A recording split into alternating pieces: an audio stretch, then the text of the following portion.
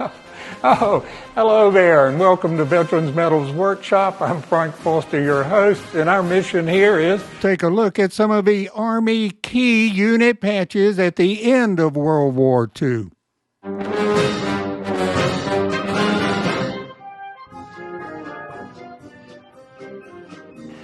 Hello and welcome to Veterans Medals Workshop. We're glad you could join us today because we have a very interesting show. We're going to take a look at some of the unique Army patches at the end of World War II, where the Army started to occupy areas like Munich, Frankfurt, Berlin, Italy, Austria, Hungary, Bulgaria, one for Iraq, Iran, the Persian Gulf, Saudi Arabia, and the unique patch of the Constabulary and the 6,850th Internal Security Detachment.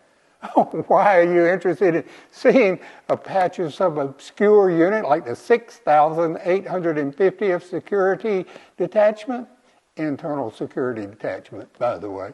Well, these were the Army Guards for the Nuremberg trials at the Palace of Justice in Nuremberg, where all the bigwig Nazis were going on trial for war crimes. You'll find it an interesting and unique patch, which you may have not seen before.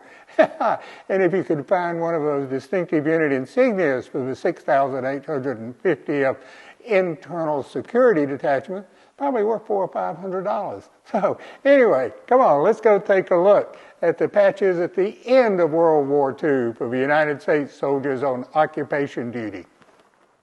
The first of the end of World War II unique patches was the Berlin District patch. It was worn by U.S. Army personnel assigned to duty in Berlin, but the insignia is no longer worn. The colors of the patch, black, yellow, and red, are the old colors from Imperial Germany and from the German flag. The design is from the Brandenburg Gate Monument, which is in Berlin and suggests the city. The next unique patch was the United States Military Liaison Mission at Potsdam, and that was established as a result of the Potsdam Conferences that were held in July and August of 1945 between the United States, Great Britain, and Russia. The meetings were held in Potsdam on the southwest outskirts of Berlin, Germany, and it was where the Big Three decided on dividing Germany into 4 occupation zones to be administered by a central command control. This unique shoulder patch was worn by the United States mission to Potsdam and is based on the original Supreme Headquarters Allied Expeditionary Force design as changed for wear by U.S. Forces European theater personnel. The shield is blue for hope, and the sword represents the liberating might of the Allies. The rainbow row of colors at the top represent the flags of the Allies, while the writing indicates the unit's designation.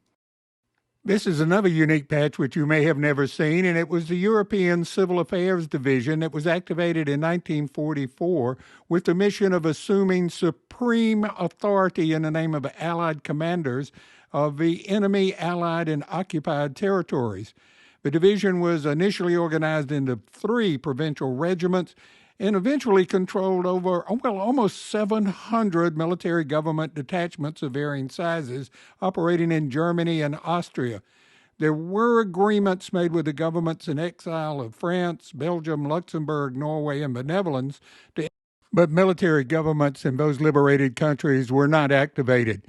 On the patch, the sword signifies the military nature of the division, and the red, white, and blue, of course, are the national colors of the United States. To the right is a variation of a European Civil Affairs Division, and it has a red outer edge, and I displayed it because it's of World War II manufacture, and it's of interest to collectors. It has been identified at times as being the United States Security Exchange, but I can't find any record of the authorization, and the Institute of Heraldry has nothing on it.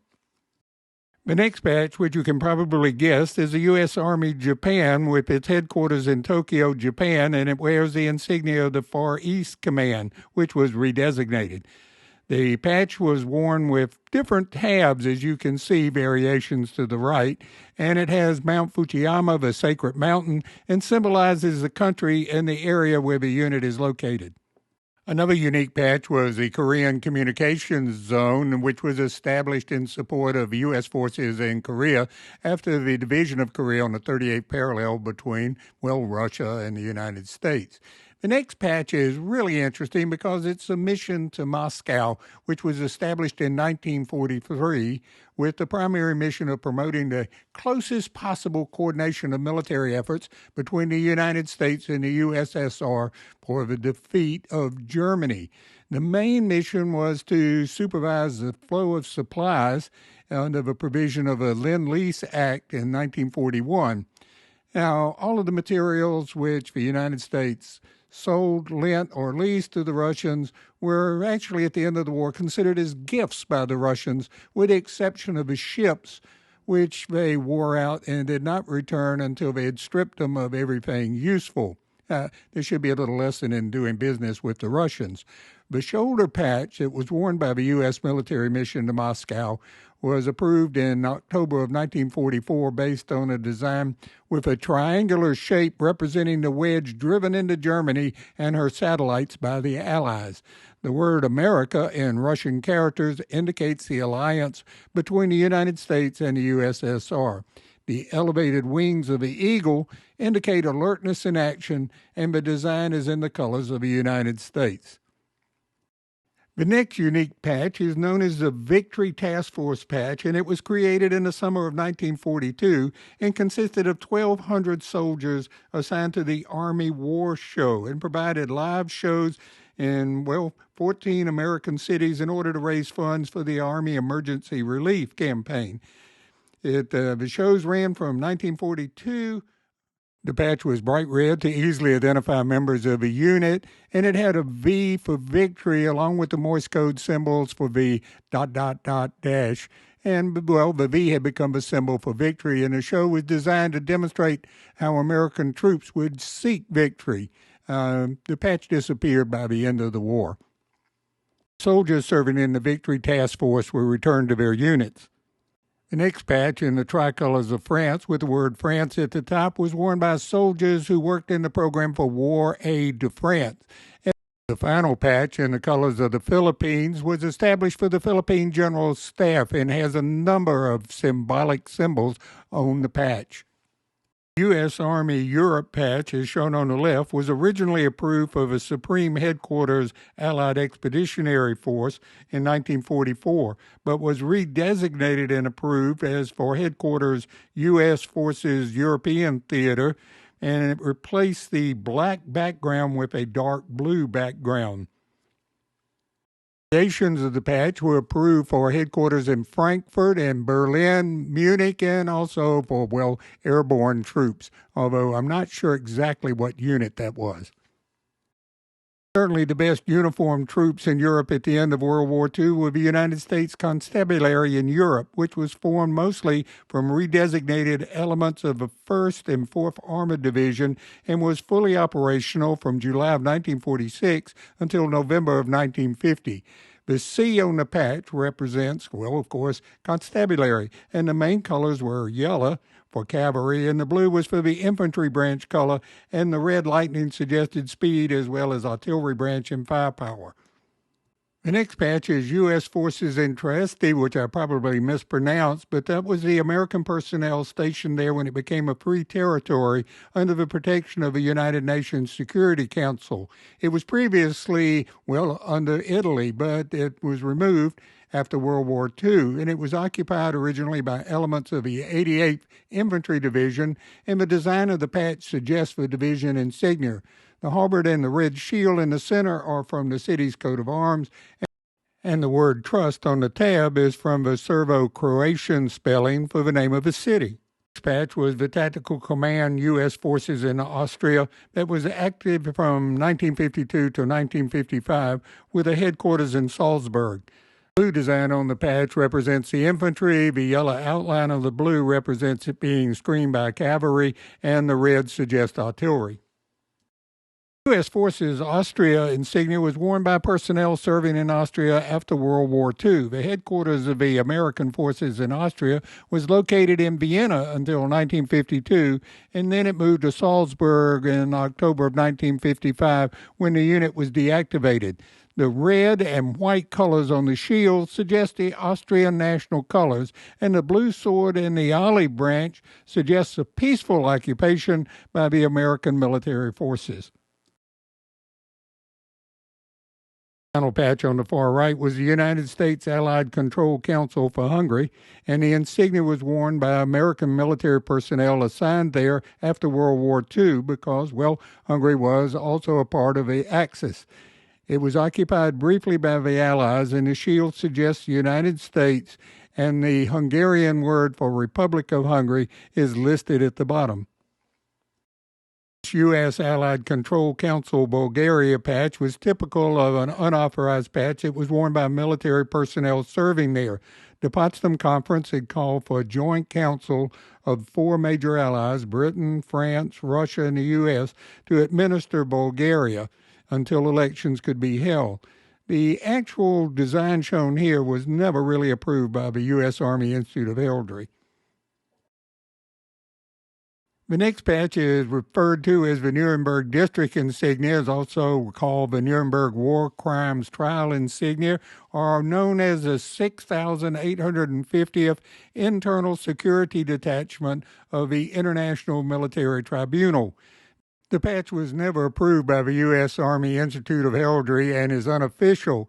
The scales on the patch allude to justice for the war crime offenders, and the figures at the bottom suggest the National Socialist emblem and has been broken into four parts, alluding to the four occupation zones of Germany. Here's a distinctive unit insignia of the 6,850th Internal Security Detachment as worn by Lieutenant Francis Curtis, who was one of the officers of the Guard for Reichsmarshal Hermann Göring. Unfortunately, Göring was able to commit suicide before he could be hung. It's interesting to note that an original of one of these insignias is probably worth $500 on the collector's market. In addition to Germany, there was a Japan military war crimes trial insignia that was worn by personnel assigned to trying persons accused of being war criminals, but the insignia was not approved by the Army's Institute of Heraldry, and it's like the Nuremberg one, it's unofficial. A total of 28 people were tried in Tokyo for war crimes from 1946 to 1947. And the scales and the lightning on the patch suggest swift justice, and the samurai sword alludes to the warrior class of Japan, many of whom were on trial. The three stars represent the three major powers, Britain, Russia, and the United States. We'll wrap up with these three interesting military advisory units. The Military Assistance Advisory Group Iran, which originally went back to 1943, and the insignia was taken from the Iranian or Persian flag and coat of arms. The lion on the Iranian coat of arms suggests power and strength, while a raised sword suggests justice. The U.S. military mission with the Iranian Army wore the triangular patch that you see in the center, but it was not officially approved until, are you ready for this, 1976. The final patch on your far right was the military mission to Saudi Arabia, and it was worn locally by personnel assigned to the mission. The colors of the patch, as well as the crossed swords and palm tree, are from the Saudi Arabian coat of arms. But to tell the truth, the patch has never been really approved by the Army's Institute of Heraldry. So that sort of wraps up our tour of some of the more interesting post-World War II patches of the U.S. Army. Thanks for watching our show today on the patches of the United States Army at the end of World War II when they were an occupation force. You can find all of those patches, for even more, in Peter Morgan's book on the United States Military Patch Guide. You want to find the new expanded edition. That's the one that you want. You don't want one of the older ones that might have new edition. You'll see those on eBay. This is on Amazon. It's priced really well. And once these are gone, they're no more. Peter's 92. He says he's not doing any more patch books. And he was the American patch guru. So, see you next time on Veterans Medals Workshop. you.